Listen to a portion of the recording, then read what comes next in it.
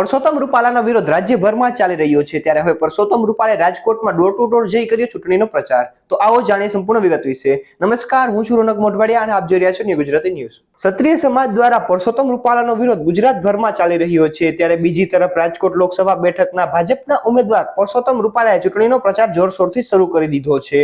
રાજકોટમાં ક્ષત્રિયોના વિરોધ વચ્ચે પરસોત્તમ રૂપાલાએ સંત કબીર રોડ પર પ્રચાર શરૂ કર્યો છે। પરસોત્તમ રૂપાલાના કાફલા સાથે પ્રચાર માટે નીકળ્યા હતા, જેમાં તેઓ રાજકોટમાં ડોર ટુ ડોર પ્રચારમાં જોડાયા હતા। ભાજપના ઉમેદવાર પરસોત્તમ રૂપાલા સાથે સાંસદ, ધારાસભ્ય, કાર્યકર્તાઓ પણ જોડાયા હતા। ભરત બોઘરા, ઉદય કાનગડ અને રામ મોકરિયા પણ આ પ્રચારમાં જોડાયા હતા।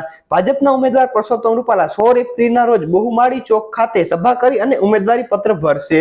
ભારતીય જનતા પાર્ટી દ્વારા સભાના આયોજનને લઈ તડામાર તૈયારીઓ પણ શરૂ કરી દેવામાં આવી છે। આવી જ નવી માહિતી અને સમાચાર જોવા માટે જોતા રહો ન્યૂ ગુજરાતી ન્યૂઝ।